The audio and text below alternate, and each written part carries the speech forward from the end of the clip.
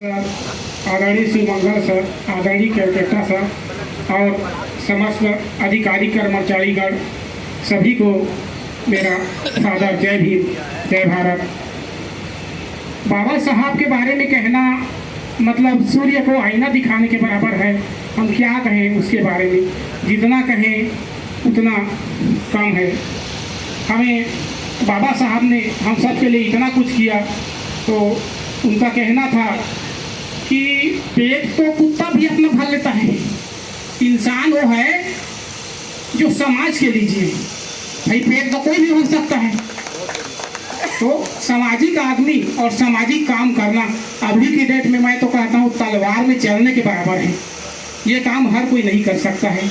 आप देख लीजिए, घर घर जाइए, बोलिए, कोई समय नहीं देगा, कोई रिस्पॉन्स नहीं देगा। तो आज के डेट में है, अधिकारी भी कर्मचारी भी हमारे बन गए। किसी को बुलाओगे तो बन तो गए हैं वो, लेकिन आपके समाज में आना नहीं चाहते हैं, आपके बीच जाना नहीं चाहते हैं। आप क्या समझते हैं भाई, वही जानेंगे, है ना। तो उस समय बाबा साहब के समय में एक आदमी कलेक्टर बन गया था, तो बाबा साहब ने उसको बुलाया अपने पास मिलने के लिए। तो उसको लगा कि भाई चंदा वंदा की जरूरत होगा, तो बुलाया रहे होगा। तो बोला भाई आप तो बन गए कलेक्टर, कभी अपने समाज में जाके गए हो? बोला नहीं। एक आध बार जाके देखना, अपने गाड़ी में राउंड करके देखना अपने समाज की क्या स्थिति है।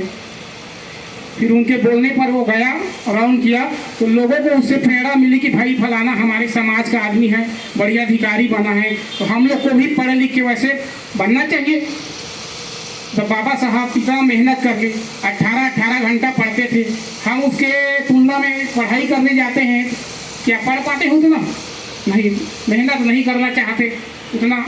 नहीं तो आज भी आप पढ़िए कम से कम 4 घंटा 5 घंटा, आप जो चाहो वो बन जाओगे। आज तो गूगल का ज़माना है, मोबाइल का ज़माना है, जो खोजो तुरंत मिल जाता है। पढ़ने लिखने की कोई कमी नहीं है, जहाँ चाह वहाँ राह। और काशीराम साहब ने भी कहा है, क्या बोला है, अगर तमन्ना सच्ची हो, अगर तमन्ना सच्ची हो तो राहें निकल आते हैं, और अगर तमन्ना झूठी हो तो बहाने बन जाते हैं। अगर आपके तमन्ने सही हैं तो आप बाबा जी के कार्यक्रम या कहीं जाना चाहते हो जरूर जाओगे, या आप जिस दिशा में सोचना चाहोगे वो जरूर बन जाओगे। अगर आपकी सोच सही है तो आप देखेंगे दुनिया में दुखी लोग हैं तो आपको केवल दुखी दुखी लोग दिखेंगे। अगर आपको दुनिया में सुखी आदमी देखना है तो फिर वही नजर आएंगे। तो आपके ऊपर है कि आप दुनिया को किस नज़र से देखना चाहते हो, वही सब आपको करना पड़ेगा। मेहनत कीजिए। विद्यार्थी ग्रुप से हमारा समूह है, समाज के लोग में आइए जाइए। लोग तो हम लोग को देख रहे हैं, हमारे समाज को तिनका के समान समझ रहे हैं अभी के डेट में।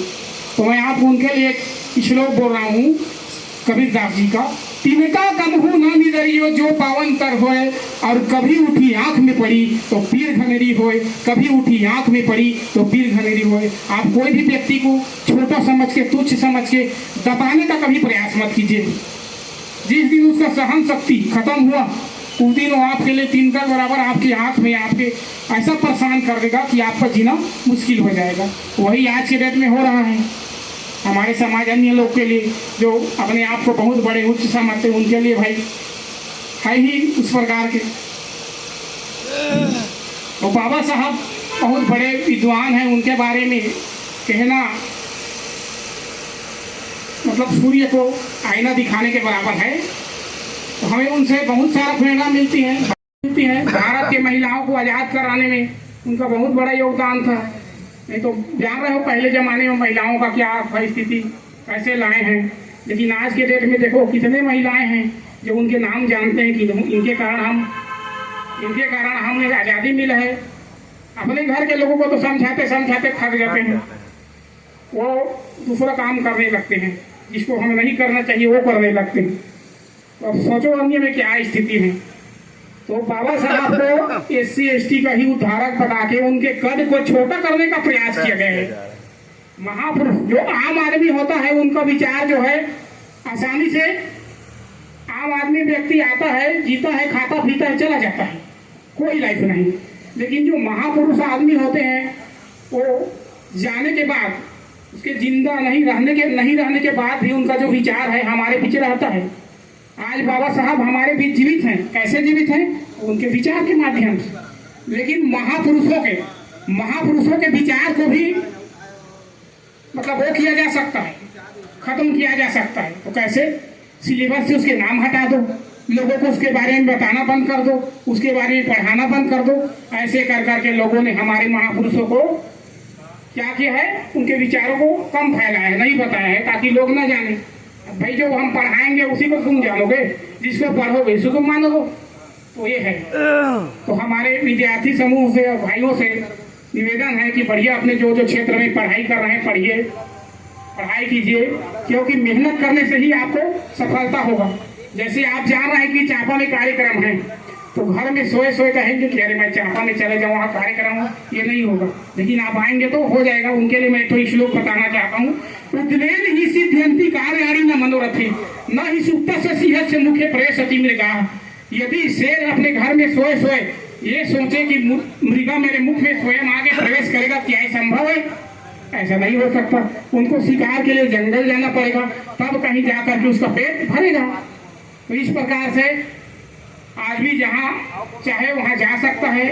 बाबा साहब की वजह से अपना जो काम है पूरा कर सकता है। बहुत सारा हमको अधिकार दिया हुआ है, बस हमें अधिकार जानने की जरूरत है।